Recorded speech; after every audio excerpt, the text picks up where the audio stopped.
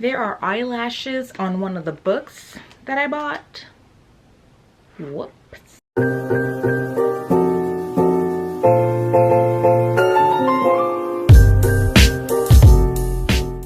Hi everybody, welcome back to my channel.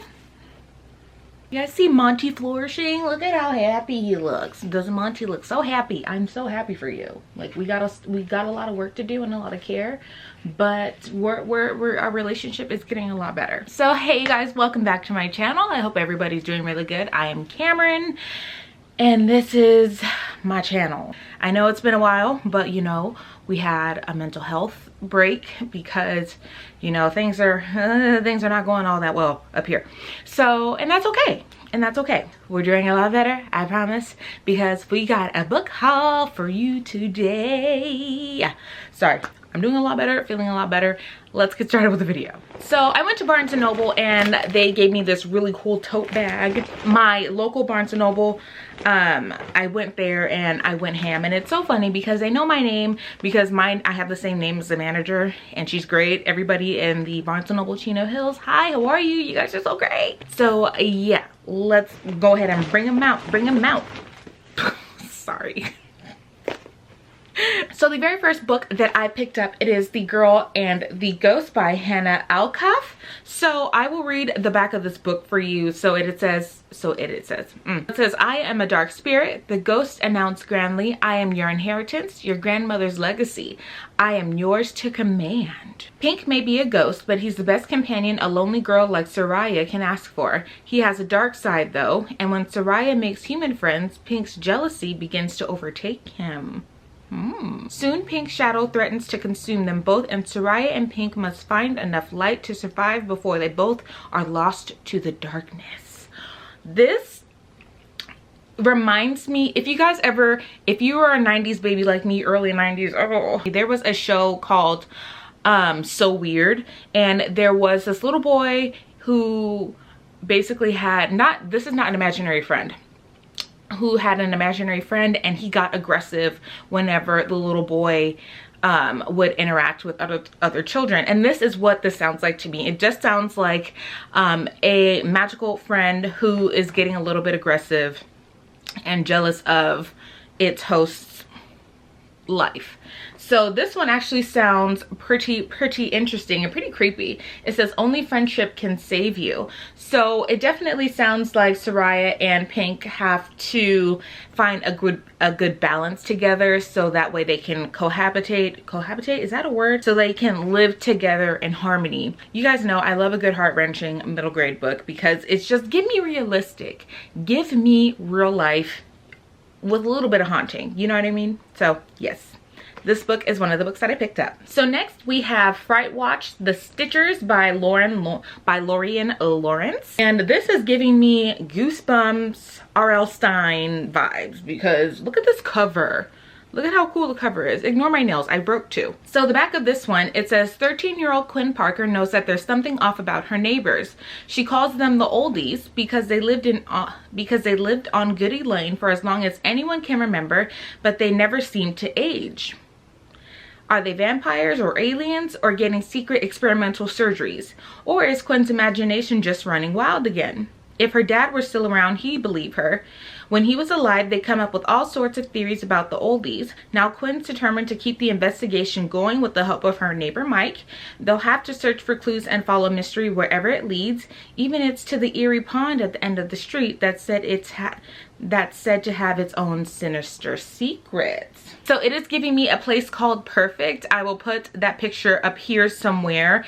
Where the young girl Violet, she moved to a new town and everything was just perfect. But this one, nobody seems to age in this particular town. So it's kind of sounds like a fountain of youth going on deal. And this is also a series. So you guys know I love series. I love standalone novels as well, don't get me wrong, but series just does a little something different for me. So this one, yes, I'm here for it. R.L. Stein, not by R.L. Stein, but reminds me of R.L. Stein, so that's partially why I'm here for it. But this is one of the books that I grabbed. So the next book that I grabbed, it is The Dollhouse by Cheris Cotter.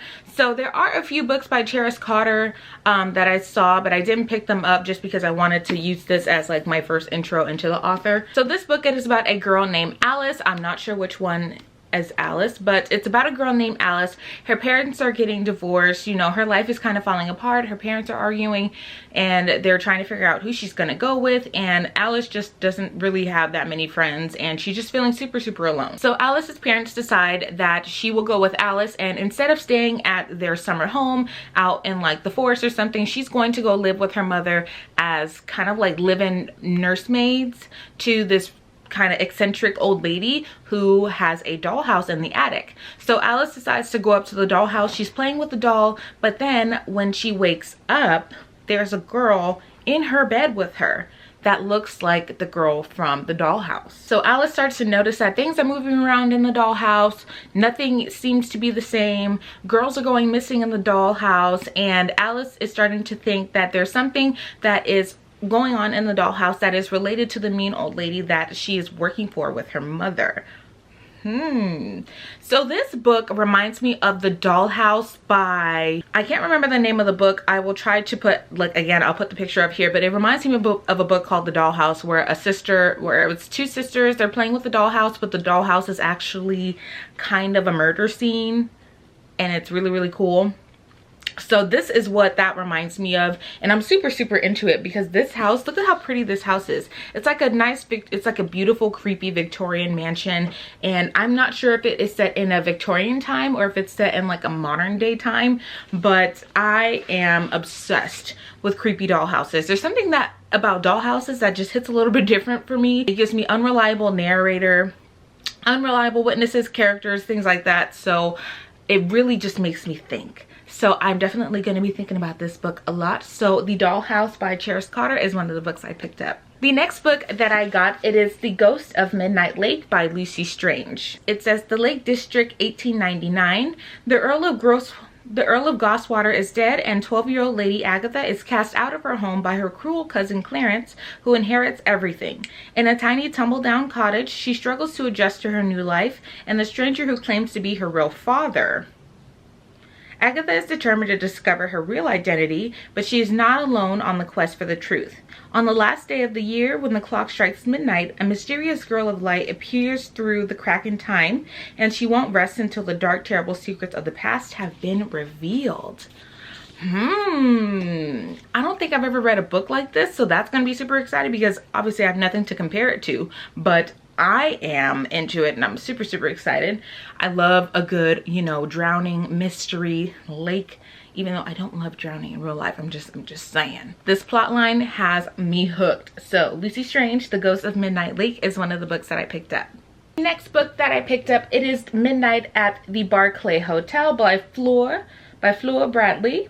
Illustrated by Xavier Bonnet. So I'm going to read you guys the synopsis for this book just because it's not in here, but it says, hunting ghosts and solving the case before checkout, all in a week's work. When J.J. Jacobson convinces his mom to accept a surprise invitation to an all-expenses-paid weekend getaway at the illustrious Barclay Hotel, he never imagined that he never imagined that he'd find himself in the midst of a murder mystery. He thought he was in for a run-of-the-mill weekend ghost hunting at the most haunted spot in town, but when he arrives at the Barclay Hotel and his mother is blamed for the hotel owner's death, he realizes his weekend is going to be anything but ordinary.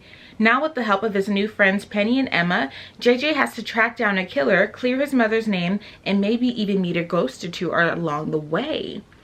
Ooh, so even for a middle grade book, we got some murder going on here. We got murder, we got framing. It's a lot, and I'm super excited for this.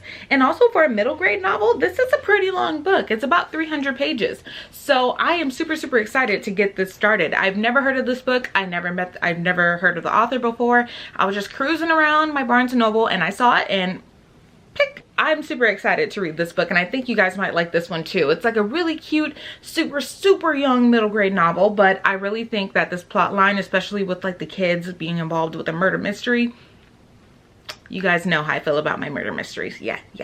So Midnight at the Barclay Hotel by Fleur Bradley is one of the books I picked up. The next book that I picked up, it is another hotel book, and it is The Second Best Haunted Hotel on Mercer Street by Corey Pootman Oakes. 12-year-old Willow Ivan's family has run the Hotel Ivan for 400 years. Through thick and thin, they've held on tight to their little title as the best haunted hotel on Mercer Street. That is until the Haunterly, a corporate chain of haunted hotels, moves in down the street. And as Ivan's business fades, so does their ghostly staff, and Willow begins to worry that the Ivan's days are numbered. So I've actually already started reading this book, and you guys, this book is kind of intense, especially for a middle grade book, and that's not a bad thing. That's not a bad thing whatsoever, because you are dealing firsthand with Willow's grief. Willow has recently lost her mother, and what you guys will find out is like how much her mother has to do with the hauntings going on and everything. You definitely see Willow go through things and basically have to be the adult in the situation because she's dealing with the grief. Her family's still dealing with the grief, and you literally have this 12-year-old girl running this hotel by herself. So it has me stressed out because I know what it's like to run a business by her. I know. So this one definitely, it's close to here. It's close to here, and I'm really liking it so far. I'm almost done with it, but I am trying to like pick up other books as we go, so you know, we're getting there. We're getting there, and we're almost done. But this book also has really beautiful illustrations. I'm gonna try and find one for you. Look at this illustration. I just love classic illustrations like this, where it's just the really pretty hand-drawn black and white illustration. It just really gives me the vibes of the book. Hiccups, why do I have hiccups? It just gives me the vibes of the books that I read when I was a child. Oh, I'm actually halfway done with this book. How funny. I totally forgot where I was in this book, and I just read it recently, so I don't know what happened there. So the next book that I picked up, it is Mine by Delilah S. Dawson. So this book, it is Lily's New House is a Real Nightmare. Lily Horne is a drama queen. It's helped her rise to stardom in the school play, but it's landed her in trouble. Her parents warn her that Florida has to be different. A fresh start, no theatrics. But this time, the drama is coming for her. The Horne's new house is awful. The pool is full of slime, the dock is rotten, and the swamp creeps closer every day. But worst of all, the house isn't empty. It's packed full of trash, memories, and Lily begins to fear the ghost of the girl who lived there before her, and whatever is waiting in the shadows to come out to play. So I have not read too much. I have dust flying everywhere and it's annoying. So I really do like hauntings like this, where they move into a new house, new environment, and you know, you feel like you're getting used to the move, but then you're starting to see stuff move around. Stuff is getting written on the window in the bathroom. That classic haunting experience. And it's not that long of a book, so I'm not too worried about it not giving me the haunting that I want, because normally middle grade writers are really good at packing it into the story and giving you everything that you are looking for without making like a 500-page middle grade book, which is absurd to me, and not in a bad way, but I'm just like, how? But I'm super excited to read this book. So Mine by Delilah S. Dawson is one of the books I picked up. The next book that I picked up, it is Jaclyn Hyde by Annabeth Bondor Stone and Connor White. So this book, it is about a young girl named Jaclyn Hyde. Everything for her has to be perfect. Perfect grades, perfect project, perfect singing, perfect everything. So Jaclyn is actually doing a school play where she plays the lead character, and everything has to be perfect. And while that is going on, she also has a science project where Jaclyn has to come up with this magic potion kind of thing and present it to her school, and also bake cookies for like her school bake sale. But as Jaclyn is preparing for these events, her bunny accidentally escapes and goes into the haunted house across the street where the man is kind of, and Jaclyn ends up having to go inside this house with her friends to get her bunny back. But as Jaclyn is there, she sees a recipe, like a scientific kind of potion, I don't know, ingredients, and she decides to take that with her, just, you know, because she's got a science project that's due. You know, she needs some ideas. So as Jaclyn is preparing this science project, she spills a little bit, and you know, Jaclyn starts to feel a little bit funny after that. Things are just not going the same. We get to see a middle grade Jaclyn Hyde scenario, and it is fantastic. And honestly, I read the audiobook for this, and I feel like you guys would like the audiobook more than reading the physical book, just because the person who was narrating the audiobook had that voice acting on chef's kiss. It was on point. So I really felt like that gave it a lot more oomph to the story. But I really like this book. I actually finished reading it, and this is actually going to be in my March my either January or February wrap up, one of the two. I want to say February. I really enjoyed this book because it did have a lesson to it. There was a method to the madness, pun intended. Like I said, I really enjoyed this book, and yes, that is one of the books I picked up. All right, you guys, that is it. That is the last book that I picked up for my middle grade March book haul. I'm super excited to read these books for you guys and to tell you guys about them at the end of March when I come together and do my reading wrap up. I will also include some of the books that I read in January and February along in that video. I'm going to try and pick my favorite books out of that entire 2 months, you know, so it's not like a 45-hour long video unless that is what you guys really want. So if you do want me to do a January, February, and March reading wrap up, let me know, and I will do my best to collectively get that together for you guys and give myself more time to prepare. But yes, thank you guys so much for watching. You can like, comment, subscribe, do whatever you like, and I will see you all in my next video. Bye.